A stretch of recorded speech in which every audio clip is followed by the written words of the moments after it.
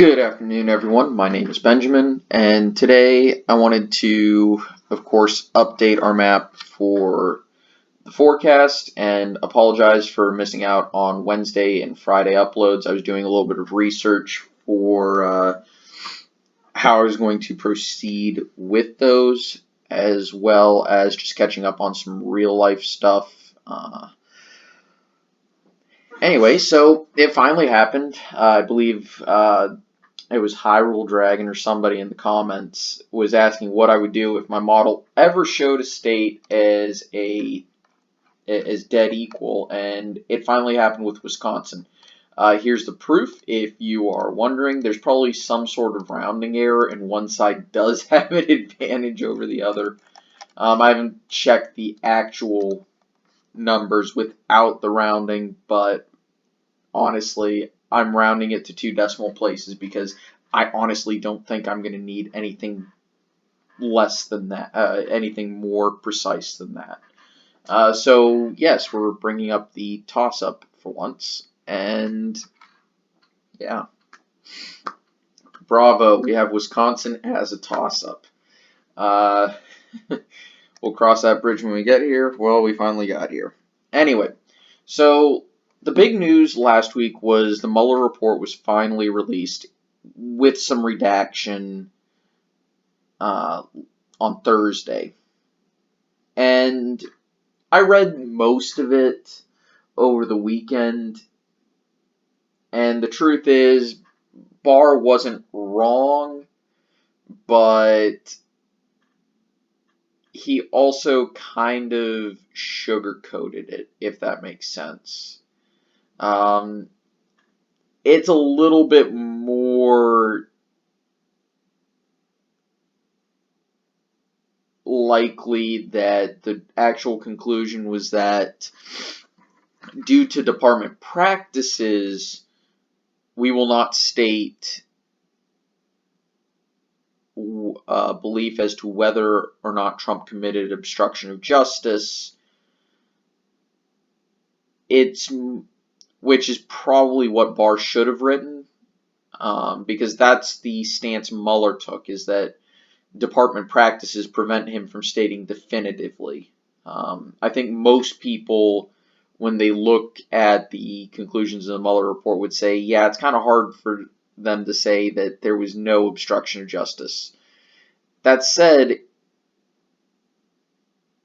Trump's aides kind of bailed him out a little bit by not following through with his orders.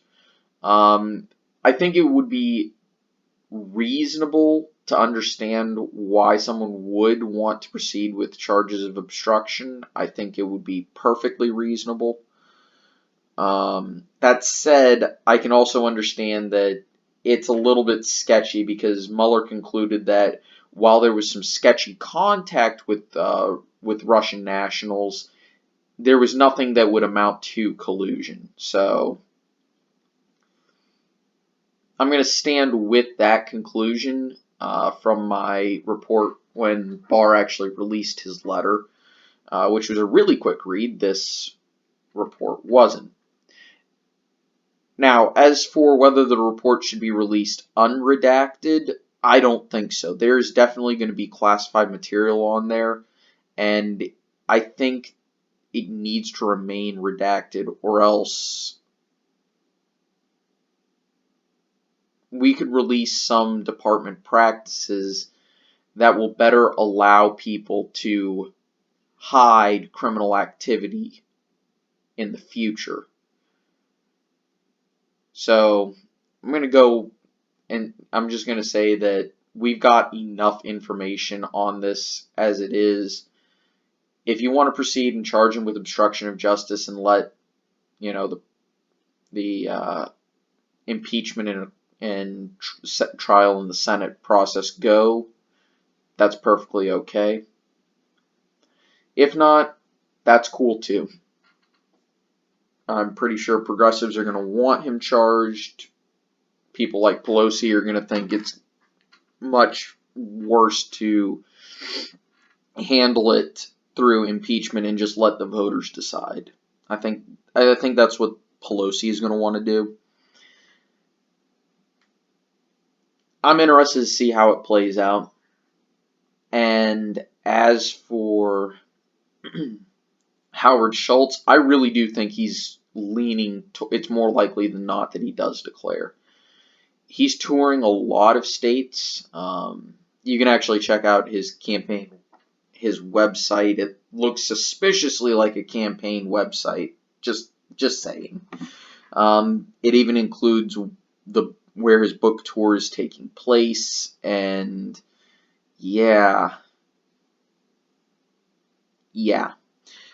Anyway, so the basic conclusion that my model is showcasing or demonstrating is that Donald Trump should be a slight favorite to win. At the moment, it's saying a slight favorite to even win the popular vote. I would imagine, I'll see if I can find what the standard deviation is and then work on probability of that happening. That's going to take a lot of work for me to do, and statistics is not my foray, so I'm a little hesitant to do that. I can understand and read and figure it out, but creating something like that takes a lot of work, and I'm not perfect at it. So I just want to let you know that there is some variance in this. This is why I use a confidence margin in my own personal forecast, which I update at the beginning of every single month. And I'll do that for the Senate, and when I get some time, I'll do Senate and governor's races models that are similar to this, but tailored for each state in each race, as well as the partisan lean of that seat in particular, because it's different. Senate races tend to be a little bit less polarized. Gubernatorial races tend to be even less polarized. Look at Massachusetts, Vermont, and Maryland as prime examples. All three have extremely popular Republican governors, even though they're solid blue in just about everything else. As for the Electoral College, I think Trump is a favorite to win, meaning he should be considered a favorite to win the presidential election next year. And when I say that he should be the favorite to win the Electoral College, this isn't like saying, oh, it'll be very close. This is not a race I would consider close at all in terms of Electoral College. In terms of popular vote, it could be extremely close. Please don't get me wrong on that front. Again, New York and Connecticut you can probably flip, but this is where my model is saying it is, not where I personally am saying it is. I have more confidence that New York goes to the Democrats than Connecticut. An interesting state to look at, though, is Delaware. Delaware is pretty close, and here it is. It's within 10%, which is on the fringe of being competitive. But 10 years ago, if you said Delaware was going to be more competitive than Oregon, I think most people would just kind of laugh. Anyway, that's really about it for today. Wednesday, I'm going to talk about how to create a trend line and use that in your own personal forecast.